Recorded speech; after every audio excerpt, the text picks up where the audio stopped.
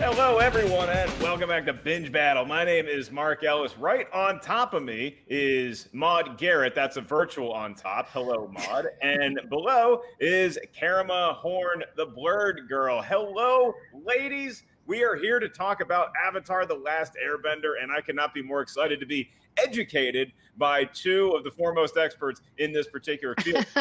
Karima, I want to start with you. You're representing us from the East Coast today. You're based in Brooklyn. When did you first come across Avatar: The Last Airbender? Oh God, when it came out, it was on Nickelodeon, and I remember thinking, oh, it's kind of maybe a kids show. Wait, no, this is really cool. And I was an anime fan, and it had those anime elements, so I was all in pretty much after the first episode. And this is when you had to watch a show every week, once a week, kids. Um, you couldn't binge it like it used we to do be now. a grind. You used to see something, you had to wait a whole week to watch it. Maude, were you the same way, or did you come across Avatar and just have the luxury of getting to binge it season by season? Honestly, I have a very cherished memory of Avatar: The Last Airbender because my first job in television in Australia was hosting Nickelodeon. And so I would introduce the children of Australia to the episodes every single week. And for me, it's like I had to be well versed in SpongeBob and a lot of the other programs, and that was kind of like, hey, I get it. But then I'm realizing more and more, like I watched Avatar and I was like, oh, I love this show. And so I was like its biggest advocate and champion and trying to make sure that every single person who would listen would be watching this show. So that for me, it's like, yeah, it's a deep love. But I recently binged it all again. Turns out it only takes 2 days. Yeah, I'm running through it. I'm not going to make the claim that I'm finished with it, but it has already washed the taste of the movie out of my mouth, which we're not going to talk about today. So if you, No, if we you don't. came We here don't know her. We don't looking know for- her.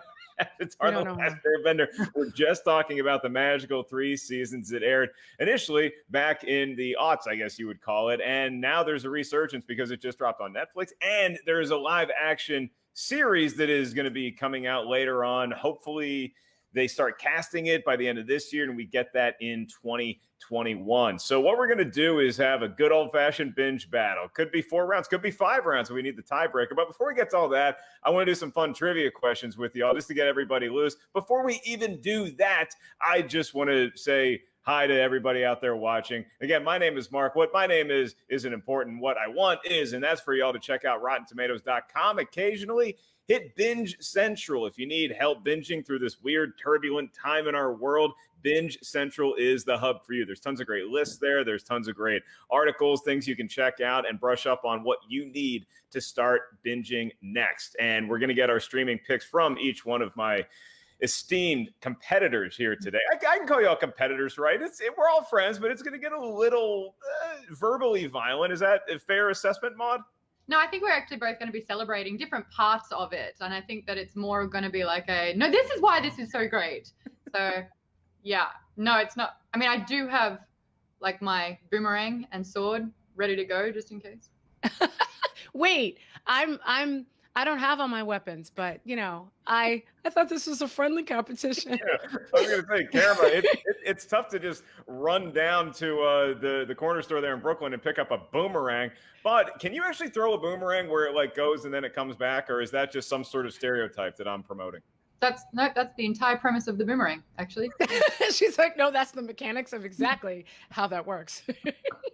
I would be excited to see that in person. In the meantime, I do want everybody out there to know that not only do we have Karima and we have Maude here, we also have a very special guest that's going to say hi to everybody as she's snoozing, and that would be Molly, the Wonder Dog. She watched a little bit of Avatar: The Last Airbender with me last night, but she fell asleep before I did. I'm all the way through season 1, getting into season 2. So with that being said, we're going to take a break from Avatar: The Last Airbender just for the moment to meet Maude's dog. Oh my God, who is that? This is Zelda because I rescued a princess, but she's a Zuko stan, so she's kind of banned from the show. She's so calm. Yeah. Really. We could make this a 3-way battle if only dogs could talk. Karima, I understand you also have an animal that is patrolling your premises. Yeah, no, he's outside the room. My attack cat is named Houdini for the magician, not the rap group. But yeah, this is Brooklyn. The animals here are different. I'm sorry. This is Yeah. He can't come in. Yeah, he can't kid. come in because he'll see on camera where the dogs, and then this whole apparatus will go down. And We look forward to maybe an appearance by Houdini at some point. Again, the cat's name is Houdini, so you never know really when to show That's up. true. Like he literally might just show up, and I might not have any control over this. We're not going to tell you. If we see Houdini in the background, we're just going to let that go, and you're going to have to discover it on your You just see stuff flying off the shelf, just knocked off the shelf. That's going to be him. And he's black too. So you will just see some eyes back here and then just stuff flying. All right. Well, if you see stuff flying in Karama's feed, please don't tell her because we all want to enjoy it in real time. What I will tell y'all is that flying off of our shelves, at least the virtual shelves, are some Fandango Now redeem codes. You can use those for Fandango Now. We're about to give some away in the form of trivia. If you know anything about me, I'm kind of a big trivia fan. I'm more a fan of asking the questions now. In my younger days, I used to love answering and competing at bar trivia. But now that I turned 40 last week, I'm just going to ask the questions and give out prizes. So, Karama, Maud, I'm going to ask the fans some questions here. Let's take a look at the chat room. Let's get our first question queued up here. We're talking about Dark for right now, the hit series Dark. And the question is, what country does Dark film most of its primary action? I know. Maud knows, okay. Have you all checked out Dark? Is it something I need to watch? I haven't checked it out, but the amount of people that say it's so good, it's like a better Stranger Things, if that's what Yeah. And I haven't seen all of it, but it is very creepy, but it's done so well. Okay, cool. I might have to check that out because I got into Stranger Things and then I was like, okay, I remember the 80s. Let's move on. So Dark might be the right play for me. Karama, do you have a guess before Maud graces us with the knowledge? Well, now I'm panicking. Yeah, no, honestly, I could be wrong. I wanted to say Norway, but now I think it might be Germany. Okay, gonna need a final answer here. I could be completely wrong, though. Karama's thinking either Norway or Germany. Maud, do you want to try to narrow it down for us? If it was like a 50-50, yeah, Germany. All right. It is. I see a lot of Germanys because that is the correct answer. And what we have here is our incredible tech team behind the scenes here at Rotten Tomatoes on the Facebook page is going to find somebody with a correct comment, and they're going to flag you down and say you are the proud winner of a Fandango Now promo code. And that's for our Facebook users. We want to welcome everybody that's watching us on YouTube. We enjoy your patronage just as much, but this contest is for the Facebook group. You can also play along at home and then, I don't know, ask your friend and maybe offer them a prize or bet them and take their money. You live your life. We're going to move on to our next question. We got 2 more to go. And this one is one that is near and dear to my heart because I was so excited to see this movie. And that would be the next installment in the refurbished Halloween franchise.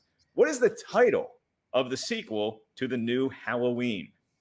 That recently, I was so bummed, y'all, because it got pushed back to 2021. And the day they announced it got pushed back a whole year, they showed us a 30-second teaser, and I was locked in. Maud Garrett, how about you? Yeah. Halloween, Maud still doesn't watch horror movies. Okay. Maud is taking the DNP from horror movies. How about you, Karama? You a big horror buff? No, that's really funny. I was going to say, I with the exception of zombies. Okay. I like Supernatural. I mean, in the sense where it's like, more zombies, more fictionalized. But if you want to start getting like ghosts and gore, bye. Not just that, Halloween. Again, Brooklyn. I am not trick-or-treating. This is not something that I do. Yeah. Everyone wants to live. And I think that's a pretty valid. No. And also, can you imagine Halloween this year, post-pandemic, taking candy from people? Everyone's going to be wearing a mask for at least one day. We're all going to be united in wearing masks. So that's true. That is quality. So Karama sticks more to the zombie and then occasionally dabbles into Supernatural. Maud is just abstaining from the whole affair. The answer we're looking for, Halloween Kills, is the name of the second installment. I thought that was just a given.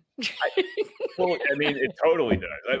Halloween itself, maybe not. Michael Myers he's the slowest walker I've ever seen on cinema, but he manages to get the job done. So you got to give him his props for that. Halloween H2O or something? Was there like a Halloween H2? Because it was like the second one from like when the anniversary first happened. Am I making this up? I'm trying to remember myself. You're not. That might be the one that Paul Rudd makes an appearance in. It's called Halloween H2O, and I think it was celebrating the 20th anniversary of the original Halloween. But it was also because like it felt like there had been 20 Halloween movies by then. So thankfully, I thought it was drink more water, and I was like, Mike Myers, that's really sweet. Yeah, he's a health nut in his new life, as it turns out. We're going to move on to our last trivia question before we get into the actual binge battle featuring Avatar: The Last Airbender. And your last question is about The Boys. That's right. The Boys, the hit series, just had season 1. Season 2 is about to happen, or maybe it already happened. I got to catch up on The Boys. What y'all need to tell me is what streaming platform will you find the show The Boys? Need to know which streaming easy. Yeah, I got that one. Yeah, we're giving them layup. Karam, I'll start with you. Do you have a favorite streaming platform that you prefer to go to? Like, what's your go-to platform? That's weird. I think maybe Netflix, simply because it's been streaming, I guess, the longest. But now it's a close second between second and third are kind of tied. I would say Amazon Prime, but Disney Plus because Star Wars. So and all of the Marvel stuff. So that's my second. Yeah, for me, the MCU stuff is just icing on the cake. I mean, I'm a Star Wars boy through and through. We all know R2-D2 is the greatest hero the galaxy's ever seen. Maud, your streaming platform of choice. What's your first go-to?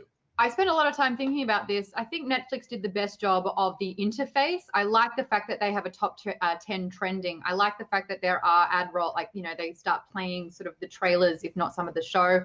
I think it really does help show not only what you have been watching, but what you could be watching. In terms of content, though, HBO Max seems to be doing pretty well. Harry Potter.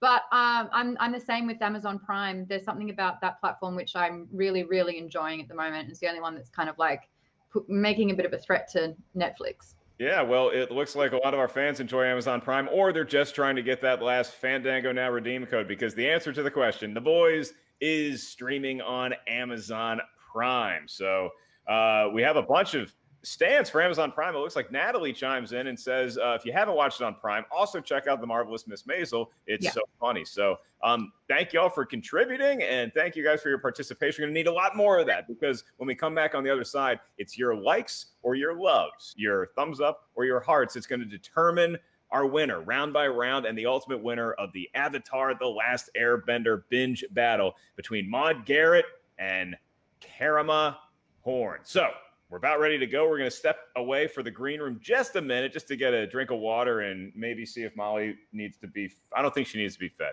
Does this dog look like she needs to eat right now? She looks pretty. We all literally need, like, in the next life, need to come back as your dog, because that's the life. Oh man, she is spoiled beyond belief. She is my queen, and I do whatever I can to serve her to the best of my abilities. All right, folks. We're going to be right back in just a couple secs. In the meantime, I just said sex. You did? I wasn't going to say anything. I was going to let that go. I was not. It's going to be that kind of show, folks. Yep. I owned it. You got to own it. Okay, give me a count.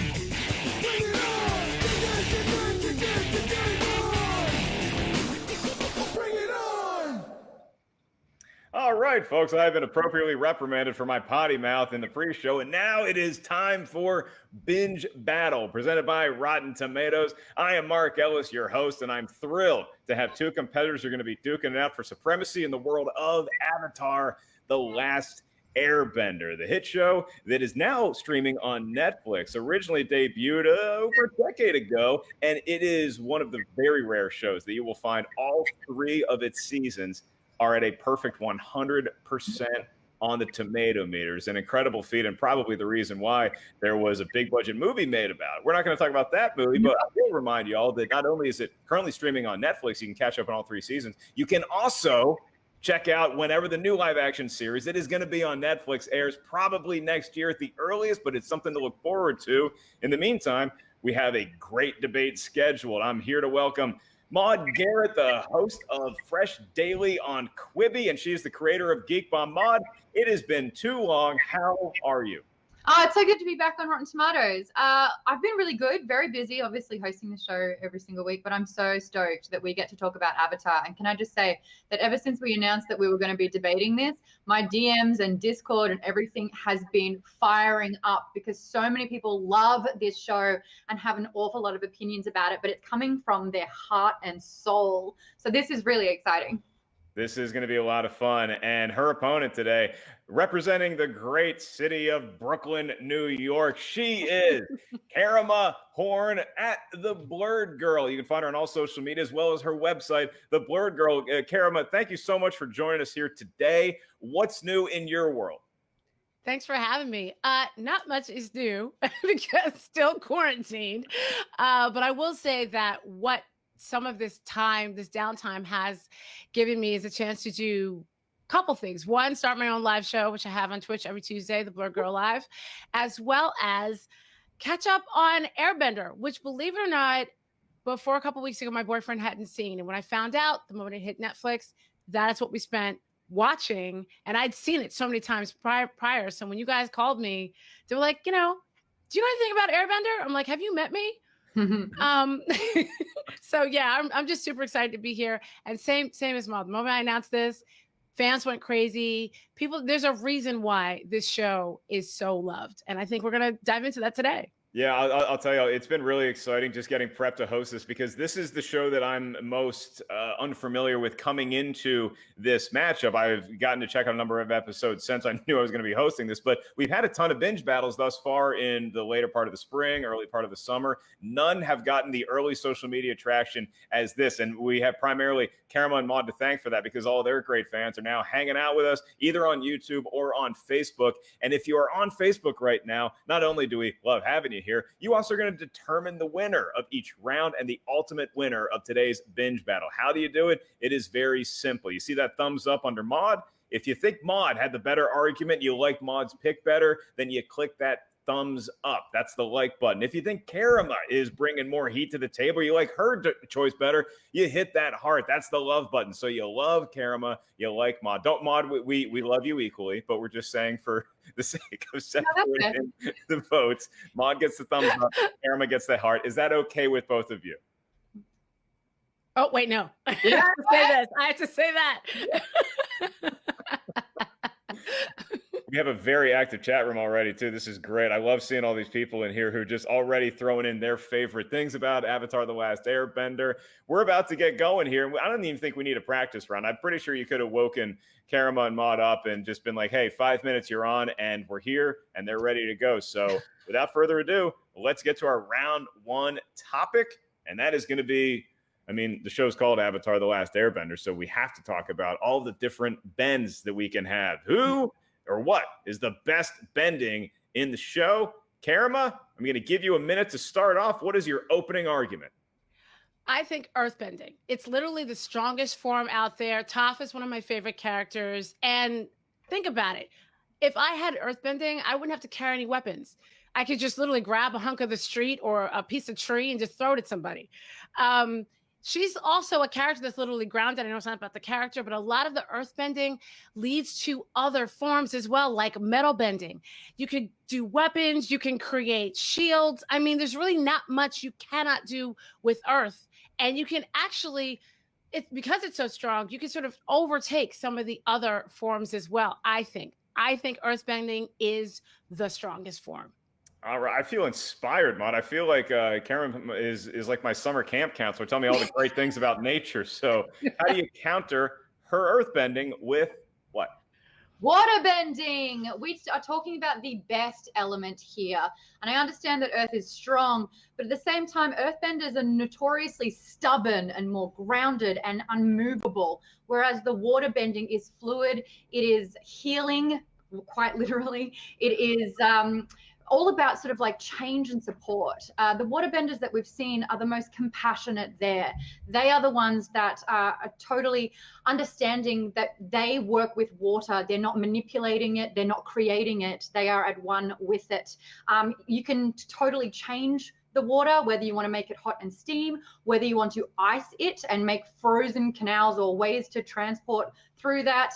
But the ice knives are my favorite. And the other favorite moves that I have with this one is when Katara uses tentacle arms with it. So you can water whip, you can throw the ice as well.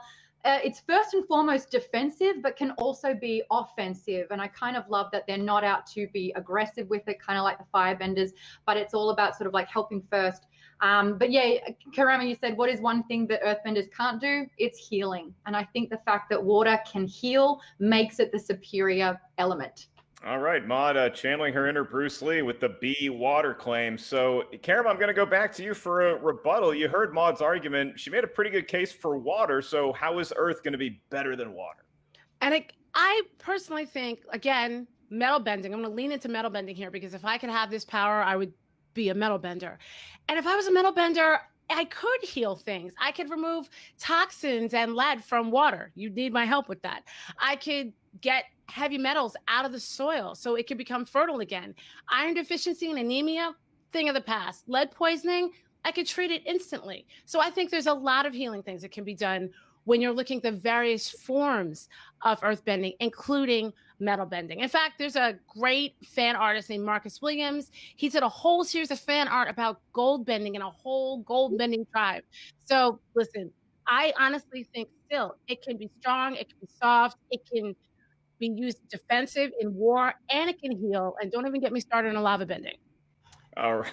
It sounds like, if nothing else, the metal bending is going to come in handy if you live in a city like New York or LA, and you can kind of clean up your water supply. Maude, your rebuttal to Karama's. Well, that's a great thing that you mentioned about today's day and age. We are eliminating the earth. We are making sure that it is all covered and that there's not much access to it. But at the end of the day, the earth is made up of 70% water. This is not a shortage that we will have in supply anytime soon. And the body, the human body, is made up of 60% water. If we do not have earth in our lives, we don't particularly die. If we do not have water, humans will perish. And I want to highlight some of the ways that water bending was used in the series that were super impressive. You had the swamp benders that would manipulate the vines and make vine creatures. Upper was able to go underwater with his air mask, his air bubble that was provided by Katara. They got through the Serpent's Pass by literally doing a Moses and splitting the waterways there. But the best thing, and I'm going to go here, is that waterbenders, if the moon is right, can blood bend. Because the water, obviously 60% of the human body is water, you can manipulate and control people. So you can physically stop another from bending. Is it ethically responsible to do that? Probably not. But does it make it the most powerful element to master? Yes, it does. You can give life, and you can stop life, and you can take life. Wow, this is just really making me feel like a useless piece of flesh here, because I can't do any of this stuff that we're talking about. So, reminder to everybody out there watching us on Facebook, we need your votes, and we need them now. We're about to get to the final arguments. Before we do, I'll remind y'all that if you think Maude Garrett is making the better argument in this round, you want to hit that thumbs up like button. If you think it is Karama's to lose, then you hit that love button to go with the Blurred Girl. So, Karama, I'm going to throw it back to you. You get 10, 15 seconds. Your final salvo for earthbending. You are absolutely right. Bloodbending is a very, very strong, very powerful, and deadly art form. And water is cute, and bloodbending is very dangerous. But if I drop a train on you, you're not going anywhere. Well, I can stop it with ice. For me, though, I mean, we can help make it rain. But, you know, we can make it rain. We can stop droughts. And also in this day and age, if there's another shortage of toilet paper, waterbending, instant bidet. You know what? You might have won a lot of fans with that last bidet. I might have opened with that one.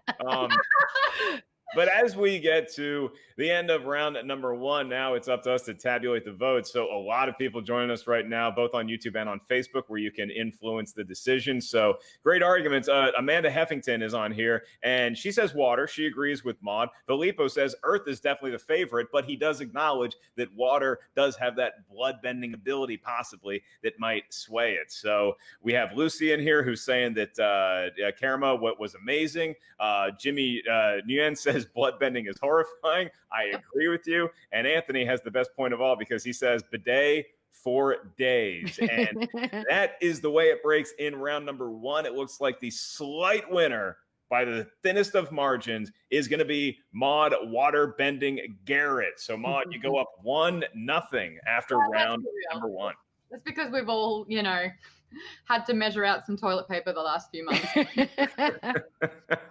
I think you really appealed to our hearts and our current mindset and state of the world there with that last one. So Maude, you're going to be kicking off round number 2 as you enjoy your 1-0 lead. And round number 2, it's all about character arcs. So there's so many great characters you can glom onto and really pull for, root against in Avatar: The Last Airbender. But Maude, who had the best character arc in the 3 seasons?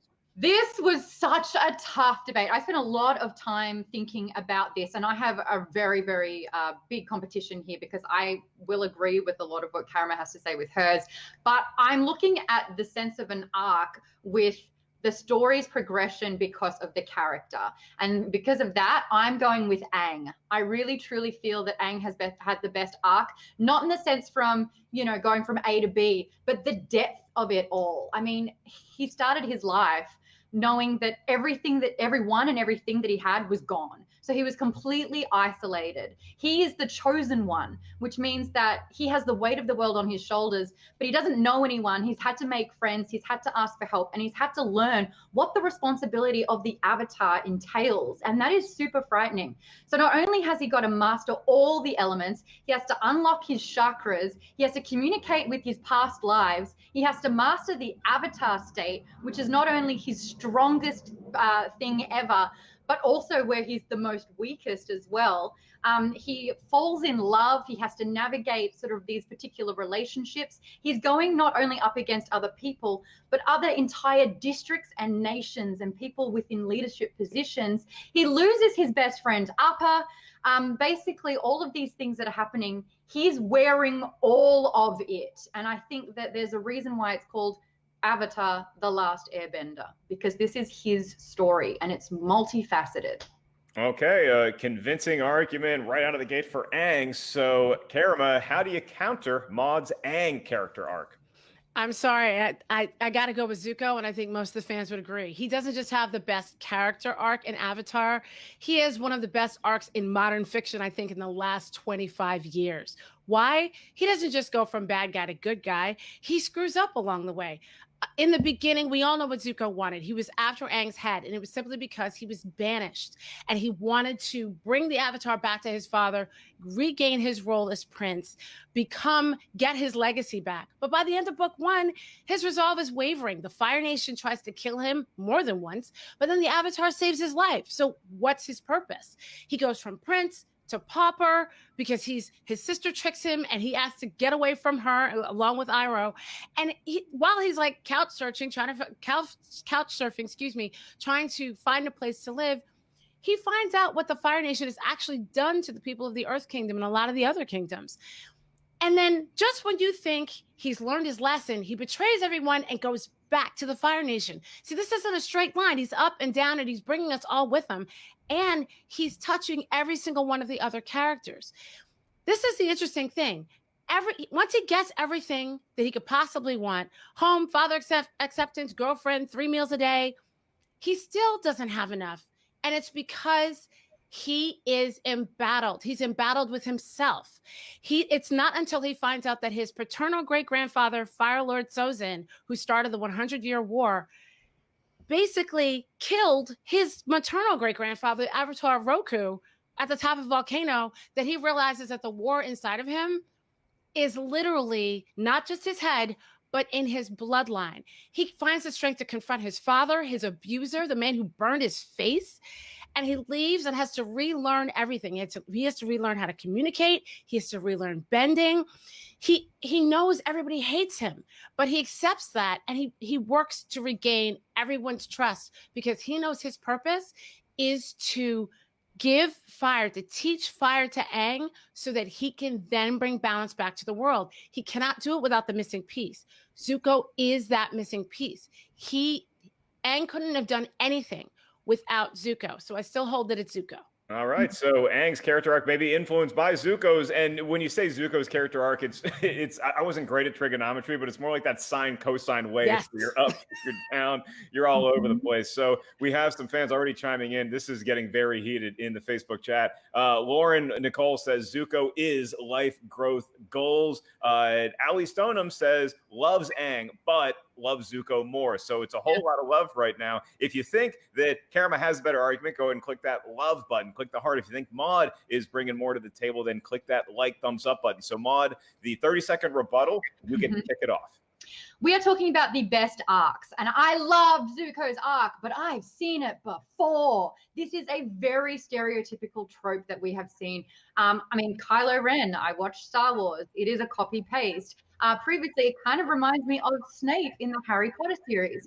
And this whole thing is, for the majority of the story, they're the bad guy. And it is predictable that they will come save the day at the last minute, but we cannot ignore that for 5/6 of this story, he has done incredibly awful and painful things. You can't just wipe away the majority of the bad decisions that he's made. I do understand and like that there was growth there, but Aang's story is going from good to absolute greatness. And I think that that is important. You mentioned that Zuko is a piece of the puzzle. He is one piece. The big picture is Aang.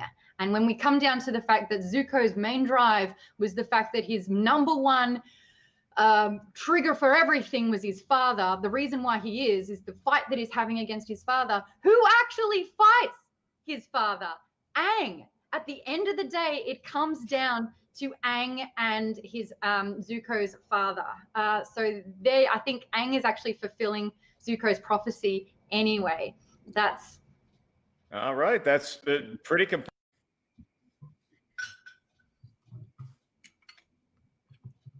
Mark, I'll wait for you to say what happens.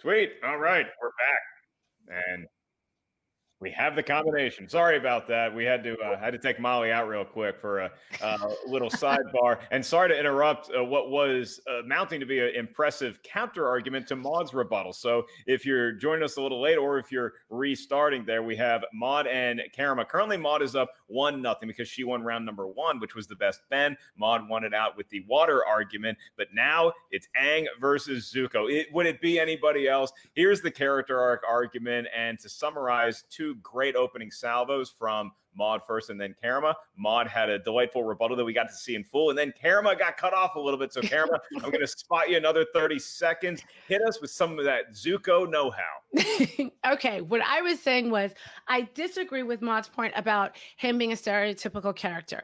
I actually think he has got it. He looks like he starts that way, but at the end, his growth is so different. Zuko's greatest achievement is actually learning how to be an ally. When he leaves the Fire Nation, he realizes that he might have, the next time he sees his family, he might have to kill them. First, okay, that's huge. Second, every member of the team has lost something because of the Fire Nation. You're absolutely right, Maud. They've done some terrible things. And I'm going to use Katara as an example for why I think Zuko deserves like all the praise. Katara said, I will never trust you because the Fire Nation killed my mom. Zuko didn't turn around and say, not all Fire Nation. He didn't turn around and say, what does that have to do with me? That was my ancestors thousands of years ago. I didn't hurt you. Stop blaming me for what my ancestors did. He said, no, I'm sorry. You're right. The Fire Nation did some terrible things. My family has done some unspeakable things. I can't change that. All I can do is show you how I'm here to make a difference. He teaches Aang airbending, goes with him to learn even more. He finds Sokka and Katara's father. Then, in an act of complete selflessness, he finds the Fire Nation soldier that killed Katara's mother and tells her, look, do whatever you got to do. I'll back your play. That is how you prove that you're an ally. That is the greatest achievement that I think Zuko has done, not just because he's gone from bad to good, but because he recognizes that the people that he came from are not great. They're terrible and they've done some terrible things, but he's going to be the change. I'm sorry. It's still for me, Zuko's hand down. All right, so we're going to tabulate the votes here and get just a quick final argument from each competitor. It's neck and neck right now, I'll tell you guys that much. So again, you're voting for Karama with your heart. You're voting for Maude with the thumbs up. So Maude, final 10-second argument for your boy Aang. Oh, yeah. Aang never broke up with his girlfriend over text. Not ever acceptable. Zuko did. I would actually agree with that. I don't think have I ever, Molly? I don't think Molly says I've never done that. So good. I'm clear of that. And Karama, final word goes to you.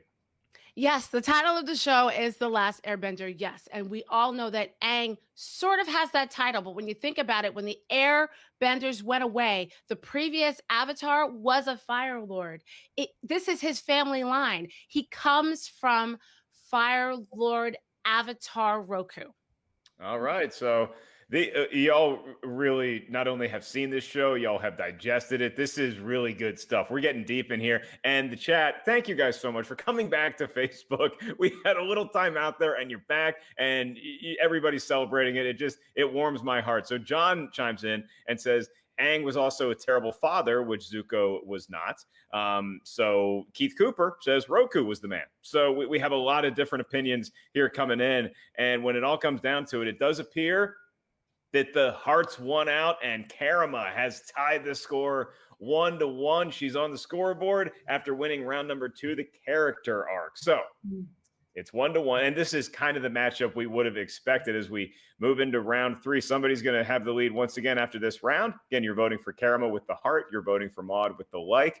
And our topic today is maybe the one I was most looking forward to, because what's a great moment or quote from Iroh?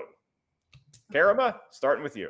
Okay, so first it's Iroh. I love you, but when you watch the show, you will know.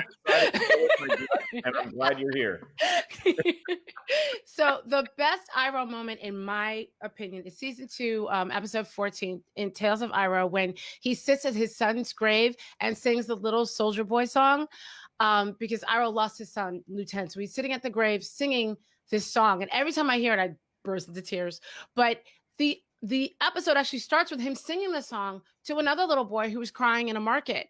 And then you realize the whole reason why he's in Ba Sing Se at this time, the whole reason why he's sitting at this tree is so he can make that annual visit to his son's grave. And when you get that and you understand the whole story behind that, it's such a huge, huge, powerful moment. So for me, it's Uncle Iroh singing Little Soldier Boy.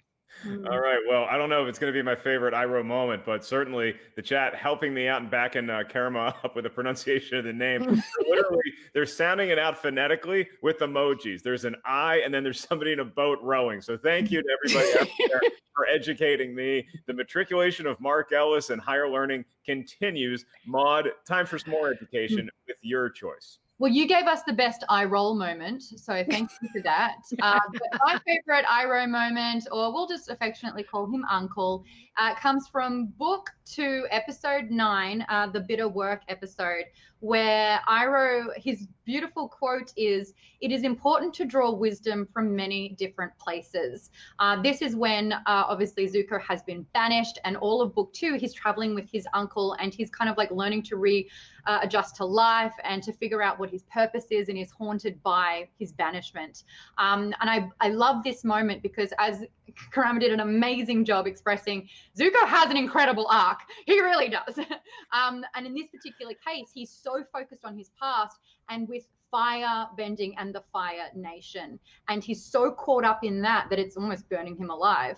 And what Iroh is trying to educate him about is, you just know one little pocket of all of the world. And now that you are out of your beautiful glass castle, you get to experience life, and you get to experience other people. Like, it's not only in a class system where he was a prince and now he's like a pauper, as you were saying, but also through different elements. And I think that this is such a timely message, especially now when Iroh is inviting Zuko in his privileged little boxed off life to look at his privilege and to open himself up to other perspectives. And only with that, if he sees other people like through their lens, and if he walks a mile in other people's shoes, only then will he understand the big picture here and have growth and really come to be who he is at the end. Like, I think as soon as that key crucial moment happened, that is when his path to growth actually happens.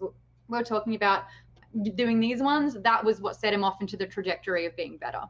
Yeah, it sounds like y'all might be on different sides of the fence here, but I think we can all agree we could use more Iroh in the world currently. So, Karma, I'm going to pivot back to you for a quick rebuttal.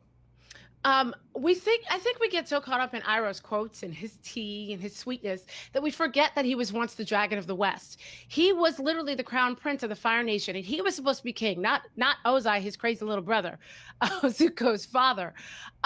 His dream was to take over Ba Sing Se, and he lost that battle. And he actually got into one wall, but then lost the second one. And that, losing that battle, lost him his son. And right after that, along with Zuko. So I honestly think, had Iroh not had that moment at that tree, losing his son, he would have not become who he is, who he became, to teach Zuko that there's a different way, there's a different lineage. You do not have to go this route, because Iroh learned it first. Yeah, the teaching of Zuko, it's a compelling argument that Karma brings up there, Maud. So I'm going to give you the same amount of time to win over maybe some hearts into thumbs up for your team. This is not necessarily Iroh's story. It was important to acknowledge who Iroh is and the place that he made in that, but that mistake cost him his future, his path. So he invested in Zuko, and he's realizing that Zuko never really had a good role model or mentor, and he adopted himself to kind of be the father figure that Zuko was never going to get with Ozai. So for me, I think by imparting his wisdom and knowledge, he is investing in his nephew to do the good that he wasn't allowed to do and that he was denied. The whole premise of The Last Airbender is that there's 4 different elements, and it's creating harmony between all of them. And by the end, Zuko becomes the next Fire Lord, but it's only because he learnt wisdom from many different places. And for half of season 3, he was teaming up with Katara the Waterbender. He was the Firebender. He was learning from Aang the Airbender, and he was there with Toph the Earthbender. That all of that information and being able to put his BS aside and listen and learn about their perspectives was he able to be the Fire Nation, the Fire Lord, that the whole, not even the Fire Nation, but all of the world needed from Zuko. So that couldn't have happened without Iroh's particular piece of knowledge about drawing wisdom from different places. Okay, we're about to hear final arguments from each side. Before we do that, I want to give a big shout in the chat to Keith Cooper's just dropping some serious knowledge in the chat. And DJ Kirkland might have my favorite comment, because DJ says, I just finished rewatching the entire series a few weeks ago, and now I'm ready to watch it again. Wow. Maud, Karma, y'all are really getting more eyeballs to Netflix right now to check out the 300% fresh seasons on the tomato meter. So, Karma, for your 10-second closing argument, let's drop a mic. Basically, everything for the Fire Nation changed. Everything for the Fire Nation, changed not when Zuko was born or when Aang was freed from the ice, but when Iroh's son Lu Ten died at that tree where he's singing that song. All right, and Maud. This is an Iroh story. The change that is happening is all done through Zuko. Iroh is investing in Zuko by getting him to see outside of his own privilege, by learning about other nations and other people, and becoming balanced in himself. So that particular moment about learning different perspectives and seeking wisdom outside of it, Iroh delivered it so that Zuko could be the Fire Nation Lord that everyone deserved. Okay, 2 great arguments, and I can tell y'all this is the closest of the 3 rounds that we've had. Chuck Dragon Black Collins in the chat room says the real winner of this round is Iroh. That is correct. I would actually agree with Chuck there. And if there's a secondary winner, it's me for learning how to pronounce names correctly. But we do have to give only one of our 2 competitors the win and the point here for round number 3. And again, closest margin yet. It goes the way of the thumbs up to Maud. So Maud reclaims her lead from round number 1. She once again is up by a point, 2-1. So here we go, Maud. You're going to kick off this round. And Karma, it's do or die. You can force a tiebreaker round 5. If Maud wins this round, then Maud, you will be crowned the champion for Avatar The Last Airbender Binge Battle. So our 4th topic, and possibly our last round, is very simple. What's the best season finale? You got 3 to pick from. Maud, which one are you taking?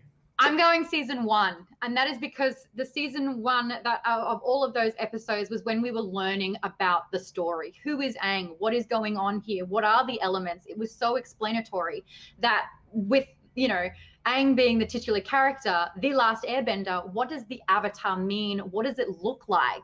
There's been a lot of issues happening in the water tribes. They are sort of like the smaller, more nomadic kind of all the tribes. And so that's what the Fire Nation is attacking first. Aang has not learnt enough. He is still so green in this particular moment. He is unconscious for a lot of it, trapped in this meditative avatar state. And this is when we discover what the avatar powers can be. And I think that by Aang becoming and harnessing the ocean spirit is the first, oh damn, moment that we had, where it was like, this is what the show is all about. This is so cool. I am loving this. The dichotomy between Aang being so vulnerable and helpless with Zuko kind of like in charge at that particular moment was super important. The fact that the Water Tribe, where we know Katara and Sokka probably the best out of the main groups, like the Water Tribes is where our compassion is at. So the fact that that was under threat is a huge thing. And also Sokka gets some action. Sokka was a bit of a character for all of season 1 because not only was he trying to be a leader, but he was the comic relief and he didn't really know his strengths, but he had a lot of purpose in this particular moment. And so that was a great growth for him.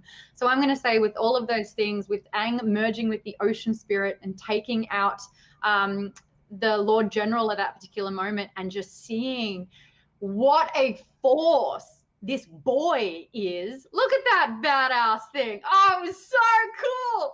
That for me is the best season finale because it made you locked into the show, and it also foreshadowed a lot of what was to come by seeing that the moon and the elements above actually held and manipulated and enhanced or decreased elemental powers. And so I like the fact that it was foreshadowing and leading us into a really exciting season 2.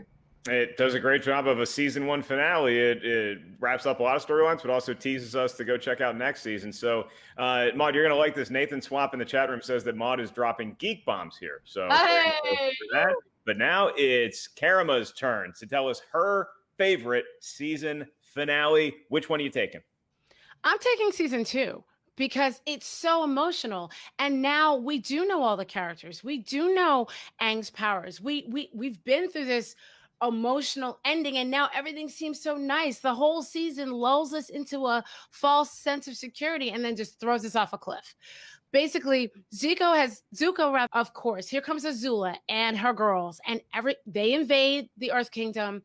And just at the end, when everybody is in that Earth Kingdom cave, and we see Aang come to save Katara, Azula shooting Aang in the back and killing him. And yes, I said it. He died. He did. It wasn't until Katara used her water at the very, very end of the episode that he wakes up for a moment that you realize that. Okay, so it's a great point because, yeah, not all endings or finales for that matter necessarily have the happy ending that you're rooting for with these characters. John Giovanni heard Karima's argument and said, yes, I get chills every time. And Lucy chimed in saying Karima is correct. It's literally the Empire Strikes Back of Avatar. So it's neck and neck right now. Again, if you're voting for Karima and her argument, you're going to click that heart. If you're going Maud Garrett, you're going to click that thumbs up. So Maud, going to throw it right back to you for your rebuttal. What do you got? I do think that season 2 was a lot, but it was quite intense. And I think it was slightly convoluted in the fact that they were putting a lot in there. Pacing wise, you kind of don't really catch on to the fact that Aang died. That was not done in like the most sort of pivotal way. Whereas I feel like in season 1, the whole motion of getting to where he is, getting out of the avatar, getting into the avatar state, becoming and fusing with the ocean spirit. This was such a badass moment where you were able to relish in what was happening. Like he was fixing all the solutions. He was saving Katara, the girl that he loves, family, like this entire tribe from the Fire Nation. And also right at the end, we are finally introduced to Azula and seeing her place in all of this, where she has completely replaced Zuko and will be actually hunting him down. So it sets that up really nicely as well, because we know that Azula is a huge part of the show. I do think the number one thing about the finale, though, is that we are introduced to the most frightening creature that this entire show had to offer, and that was Ko, the face stealer. This is something where when Aang goes into that avatar state and when he's exploring around, a monkey turns around without a face. And basically Roku says to Aang, you are about to talk to a spirit where if you make any kind of emotion, it will steal your face. And Aang is so new to all of this, and he's only just started this adventure. And to have that kind of pressure put on him when everything around him is slowly crumbling and he has to not show any emotion to this frightening creature that looks like this giant spider, that was some of the best that the show had to offer. And I think that, season 1 is better because of that. Yeah, someone no face comes at me, I'm probably going to show a little bit of emotion. I will give you that. Karama, it's all you for your rebuttal. Why is season 2 better of a finale than season 1? I agree. There was a lot of things that people emotionally went through with Aang in that first season finale. And yes, the face stealer is very creepy. I'm arachnophobic. I agree with you. But we now in season 2, remember, we're beyond this. He has survived that. And so all of the other things that happen after this, meaning everybody is doing well and they're moving towards their goal. At the end of that first season, he masters waterbending, but he doesn't have firebending down yet. He really doesn't. And that is why he's so easily defeated at the end of season 2. It is a firebender, Azula, that takes him down. And if he does not learn firebending, he literally cannot fight the firebender at the end of the entire show. So I still think this is not as upsetting as Zuko turning his back on everyone. This is not as upsetting as Azula shooting him down. And also combustion bender, hello, much more terrifying. We have another great debate here. This is round number 4. So Robert Jeffrey echoes my words. He says, these are the type of debates I love. And Robert, thank you for sharing the stream. Really appreciate that. So now we move on to the final word. We're going to start with Maud, then go to Karama. And once again, get those last votes in. You're hitting that heart. If you side with Karama, you side with Maud, you're hitting that thumbs up. Maud, take it away. I think really you have to look at what emotions are evoked from watching these finales. And for me, season 2 left me feeling quite upset, quite sad with how it all happened. There was a loss of hope at one stage. I felt really quite heavy about it all. But the end of season 1, I felt liberated. I felt empowered. I felt like I was so excited to continue this show. And I felt like it was one of those moments where maybe we are comparing the fact that it's like a new hope, because the Death Star was blown up as far as I'm concerned. And I was Han being like, Yahoo! And that for me is why it is the better season finale. That's right. Then I spoke in Mark terms, so he gets it. Then they built another Death Star, and it was. Hey, look, y'all know Return of the Jedi is my favorite Star Wars movie, but that's a different debate entirely. Now, Karama, it's your last word. Stumping for season 2. Okay, I'll use Star Wars as well. Aang is basically training with a guru so he could get to his highest avatar state, and he has to leave his training and risk his life like Luke had to leave that swamp and his training with Yoda to go and save his friends. And at the end of the day, listen, 2 words: Aang died. That was the most terrifying moment. I'm sorry, that's all I'm going to say on that. Well, look, I appreciate y'all dumbing it down to my Star Wars speak for me, because even though I'm not even the jury here, I'm just the judge. I just have the gavel, and I'm just trying to maintain some semblance of order in my little courtroom here. I appreciate you all catering to me. And we did have some fans chime in with the Star Wars reference. This is a good Chuck Collins says season 2 is the turning point. It solidified the relationships of all the characters and gives you so much hope only to cut off your hand like Luke Skywalker. Well, I do remember that at the end of Empire Strikes Back. So it was between Maud and Karama, and sometimes we have a tiebreaker round, and that's only if we're tied after round 4. which we are. Karima wins the point, and it is 2-2. It's in a deadlock, but not for long because we have that tiebreaker round. If you've been following us and watching previous binge battles, this might be the most hotly contested one, but I believe in one of our first binge battles, Roxy Stryer came back from down 2-0 to Lon Harris to ultimately win that. So anything is possible right now. We're deadlocked at 2, and we're going to go to our final debate topic, which is, come on, this is any show. So you say, what's the best episode? What is the best episode of Avatar: The Last Airbender? Just to make it fair with a little bit of randomness, Karima, because you're currently broadcasting from further away than Maud is, I'm going to give you the courtesy of being the away team. So I'm thinking of a number between 1 and 2. Which number am I thinking of? 2. That is what I am thinking. So, Karima, would you like to go first in the tiebreaker round, or would you like to defer to Maud? I'll go first. It's fine. Karima's ready to go. So without further ado, what's the best episode of Avatar: The Last Airbender?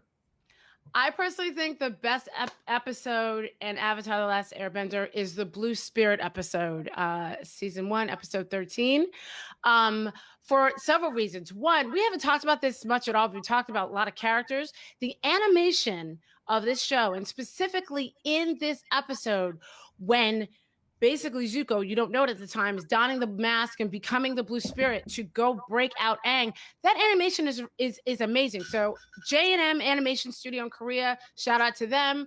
They've also done Green Lantern. They've also done Dante Inferno, if you want to, like, for some geek stuff there.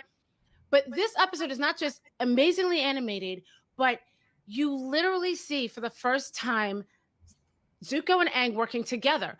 We don't know. He doesn't know who's under that mask. We know that Zuko is going up against the Fire Lord who is trying to kill him, but he also wants to get his honor back. So you never know throughout the episode, is he going to actually take Aang? Is he going to kill him? Is he going to hurt him? Or is he going to set him free?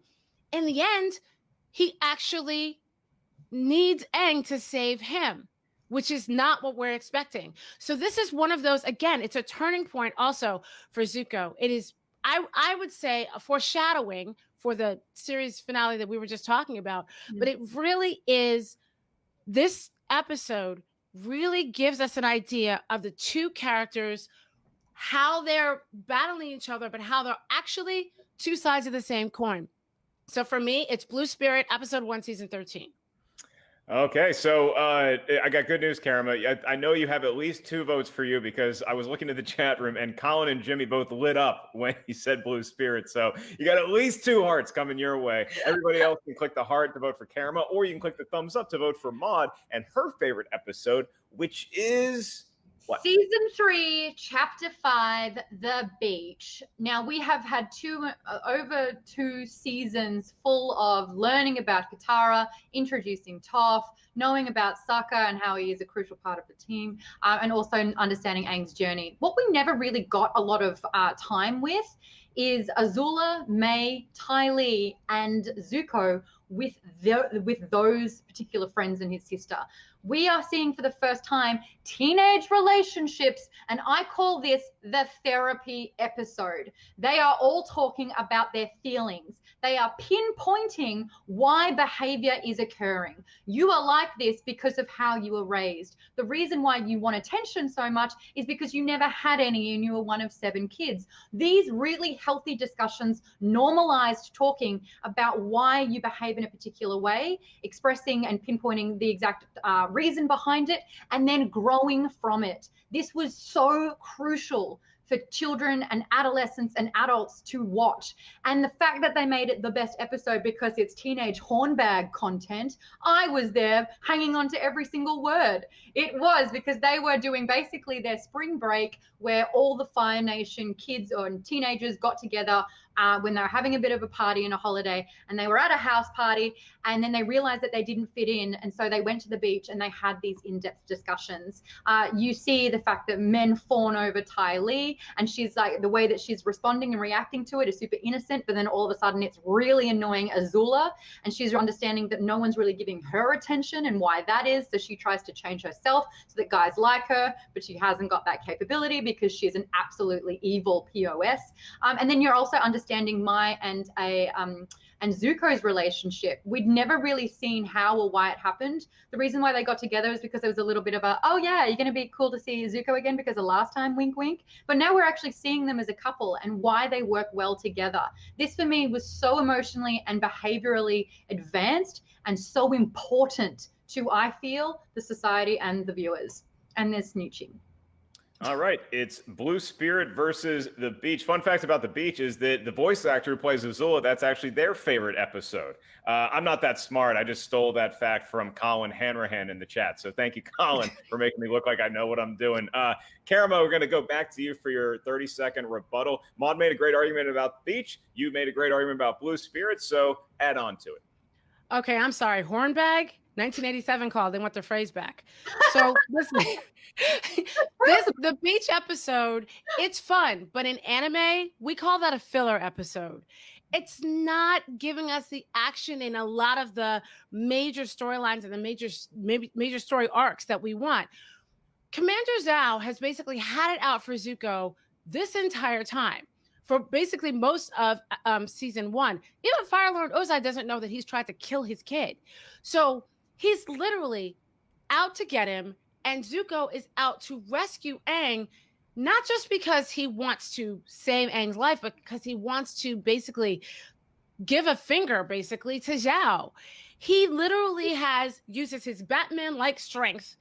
He goes like into full, this isn't even his final form, but we see the fact that he is actually not just a firebender, but he's good with his hands. So that is what's so amazing. We get to see so much action, and there's so much that happens at the end of this episode when Aang saves his life, Zuko's asleep in the woods with him, and Aang is waiting for him to wake up. He wants to see, are you still my friend? And Zuko shoots a fire blast at him. And that's how he knows the chase is going to continue. So I'm sorry, Blue Spirit, I think, is still a better episode. All right. It took 5 rounds, but it might have just got personal, Maud, because Karama coming in with the F word, filler. How do you rebut? I actually kind of want to use her previous argument against her, and that is season 2 was better than season 1, apparently, because we were more invested in the characters. I think by the time we're in this episode in season 3, we are far more invested because we know these characters, and this episode was able to fill in the parts of their character that we didn't know yet. So it completely fleshed them out as a whole. This episode also brought us into the introduction of Combustion Man, which was not a filler moment at all. It was something that affected a lot of episodes after that. And the fact that it was Zuko that sent him as well, like, what? That's not a good thing. And Combustion Man is so dangerous and destructible, and that power is something that we hadn't seen before because a little eye opens up in the middle of his head. So that juxtaposition between Aang and his crew trying to relax in a hot spring and then coming across an enemy that can blow up things with a combustion of energy at them, and then seeing the bad guys, our little foursome that are having their spring break moment and talking about their feelings, was such a lovely contradiction, and it was really showing things that we hadn't seen yet in this show that was quite necessary by the time we got to episode 3. I loved learning about Ty Lee's history. I loved learning more about Mai and how she grew up. And I think it is so important to reflect at, childhood trauma can surface in particular ways. But when you are becoming an adult, you realize more that's happening out there, and then it can become a choice. And I think this pivotal moment is why Zuko cannot ever associate necessarily with his sister and sees a bigger picture for him personally. And I think, especially in anime, it can be a lot about, explosions and the fights and the battle sequences. This was so much deeper and enriching in an emotional way. The beach. And they're in bikinis and trunks. You also have that at the beach. So it's a great counter argument to Karama's postulation. So we are going to go back to Karama and then to Maud for their final argument. It all comes down to this. I think I speak for both competitors when I say we could go 15, 20 rounds, but we are under some time constraints. So unfortunately, this is the last round, the tiebreaker round. Hit that heart if you're siding with Karama and you want her to win the binge battle. Hit that thumbs up if you want Maud to take the whole thing. So Karama, it's your last argument in today's matchup. Have at it. You're absolutely right, Maud, about the trauma. Yes, all of the trauma in Zuko's life is the whole reason why he's wearing the Blue Spirit mask, the mask from his mother, the mask that is the only representation he actually has left of her. And it's the first inkling that we have that Zuko may be more redeemable and Aang may go out on a limb and fight for him. Remember where this episode is placed. So yeah, I see we're flip-flopping a little bit, but I'm definitely gonna say that this, in terms of pivotal moments that you remember when you think back on all of Avatar, when you go back and watch all of them, this episode, the Blue Spirit episode, is one that you remember. I don't think most people remember what happened at the beach besides Combustion Man. So I'm sticking with Blue Spirit. Sticking with Blue Spirit. It's all you, Maud. When I look back, I think that episode in season 3 is such a pivotal moment because we're really understanding the core of all of these characters and identifying who they are as a person. For the first time, we have seen Azula be such an indestructible, sociopathic antagonist here. But in the beach episode, we saw her vulnerabilities. We saw that she had a particular weakness and that she didn't feel good enough. And that ended up becoming her demise. So I think that a really great part of storytelling is not having a good guy and a bad guy for the sake of it. It's understanding that they truly think that what they are doing is good, but why it might not necessarily be bad. And I think the fact that this is a show that children to adults watch, the fact that they are normalizing discussions about behavior, that they are recognizing trauma, that they are normalizing the way to talk to friends and what's acceptable and what's not, and how to grow as a person to be better is, for me, the most fundamental element. And they play beach volleyball. I love every one of Maud's arguments in this round ends with just something fun you get to do at a beach. So it really is an appropriately named episode, if nothing else. This is maybe been the best argument of them all, and why not? We saved it for the tiebreaker round. If you know me at all, you know I love competition. You know I love competing. I love hosting events like this. But man, is this where the job gets tough, because I do have to announce there can be only one. There can be only one winner. Highlander. You voted with your hearts for Karama. You voted with your thumbs up for Maud. And even though it's like and love, I think we both love each other equally. But your winner today of the last Airbender binge battle, fighting out of Brooklyn, New York, it is the blurred girl, Karama Horn. Oh my God. W. Congratulations. I totally didn't think I got the one. Whoa. How's it feel?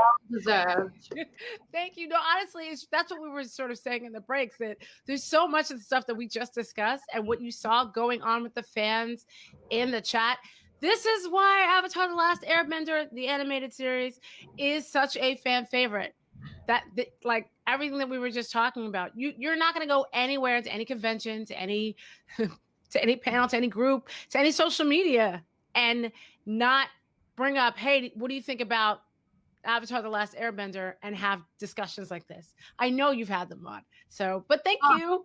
I will talk about this show forever, and like just being able to express it and fight for good components of the same show. It is totally worthy of its 100% over 3 seasons. If it's been more than a year that you've watched it, watch it again. It's like been the highlight of my lockdown. It's such a good show. It is laugh out loud funny. It has such powerful moments. It's just so good. And I am so thankful for our tech team. We're not done yet, by the way. We got a couple streaming picks to get to, so stick with us for just a little bit more on Facebook and YouTube. But our tech team brought us together to have a cool argument about fun, nerdy stuff on a weekend when I'm pretty sure the 3 of us would all be traveling to San Diego to go to Comic-Con, and that's not happening this year. But we got to have one of those great late night, we'd do one more round of the hotel bar debates before we all go to our rooms. And it was just such a pleasure to hang out with you all today. Karama, you are a winner, so I'll start with you. Do you have a current streaming pick that you're looking at that you think maybe a lot of our fans would enjoy? If you haven't caught The Old Guard yet, I think you should definitely check it out. It's really good. It's based on a comic book. You don't have to have read the comics, but they are good. Based on the Greg Rucka series. And they're actually coming to an end, that comic, very, very soon. They're talking about rebooting it. So The Old Guard, starring Charlize Theron, really good on Netflix. And if for my anime fans, Fire Force. The 2nd season of Fire Force is out. One of my new favorite characters, Ogun Montgomery, is there. And that's over on Funimation. So those are my 2 picks.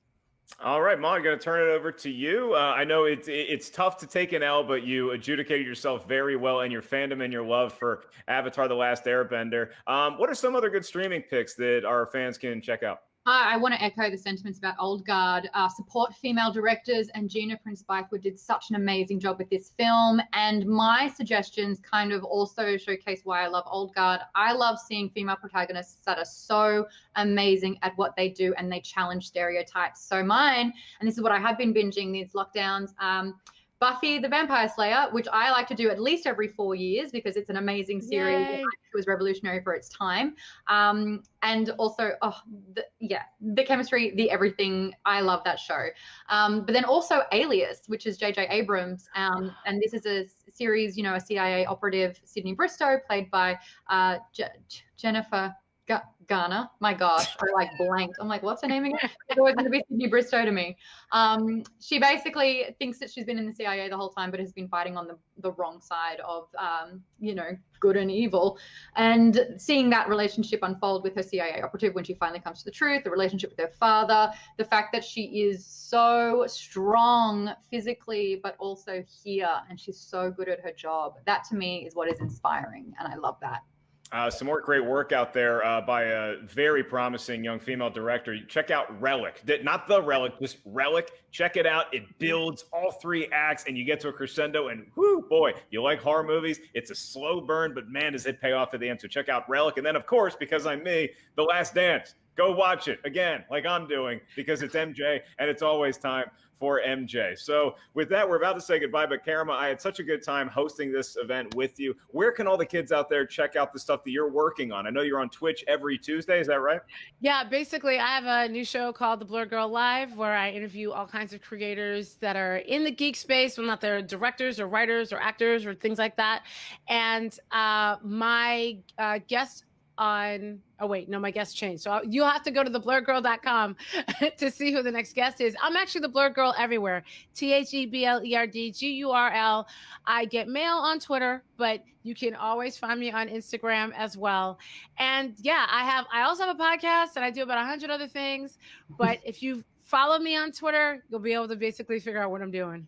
That's right. And luckily, we're all allowed back into Twitter now after yesterday. Yeah. So and once again, if you want to follow Karama, it's The Blurred Girl spelled with the U, not with the G-U-R-L. And Maud, we know about you creating the incredible endeavor that is Geek Bomb, and you're hosting Fresh Daily on Quibi. That's 5 days a week. That's every weekday. Where else can the kids find you? Yeah, the good thing about Fresh Daily is that it's a streaming recommendation show. So if you're sitting there going, what is good and what can I watch? We got you covered there. Geek Bomb just celebrated its 8th birthday, and it would mean a lot to me. Press the subscribe button on the YouTube channel, because I've got a new show called Power Up. And that's all about discussing what I've been playing, watching, and reading throughout the week. I do it with Trisha Hirschberger, who's another amazing woman in the geek space. And we have guests every other week for that. This week will be Troy Baker, which is so exciting because he's the voice of Joel from The Last of Us. But then we also do a new thing called Power Down, but it's a Patreon exclusive. But I have very lately been using it therapeutically to get very deep and personal and vulnerable, which is a new thing for me. So if you want to be involved with that, just subscribe to Geek Bomb's Patreon, where you will also get the after show for the weekly book club that I do with Nerdist. So we are actually covering a Star Wars book this month, Claudia Gray's Bloodline, which I'm stoked about. I actually read that. That's one of the very few, but I'm not great at reading, but I did actually read. Claudia Gray's great. So she's so good. Lost Stars Horn is our winner today. Maud, I do have something. You know, this is my therapy. So Maud, I just wanted to remind you that I still have the Game Boy that I brought to Chili's. Actually, that reminds me. I've just been announced as the community correspondent for the new Tetris show that I'm hosting, where they get you to play a new game every single night, and you can win money and be ranked against everyone in the world. So I need you to sign up for that, because you do brilliant things with Tetris. All right, Molly, what do you think? Should I sign up for? Well, she's still taking a nap, but I forgot something. I just completely forgot. I'm hosting one of the panels at San Diego Comic-Con. I completely forgot about that. I'm hosting the Humanoids panel for the whole Humanoids team, Mark Wade, and the entire team of all their stuff coming up. My assistant was like, "What are you doing?" I'm sorry. And now, was that your sister, or was that Houdini running in with the last minute? That would be amazing if Houdini had that gift. Oh my God. So yes, actually my next guest on the Blur Girl Live is Matthew Cherry, and I'm also going to be hosting a San Diego Comic-Con panel. And I think we're all going to be doing Comic-Con at home next week, right? With our drinks and our pets. All doing virtual stuff one way or another. And thank you all for gracing us with your presence here today. Thanks to our incredible Rotten Tomatoes tech team. I'm looking at Alex, Ryan, Kelly, Zoe, Lucy, everybody behind the scenes helping us out here. Ed making things go. So thanks to our entire staff, Rotten Tomatoes. I am Mark Ellis for Karama Horn and Maude Garrett and the pets. We'll see y'all next time on Binge Battle.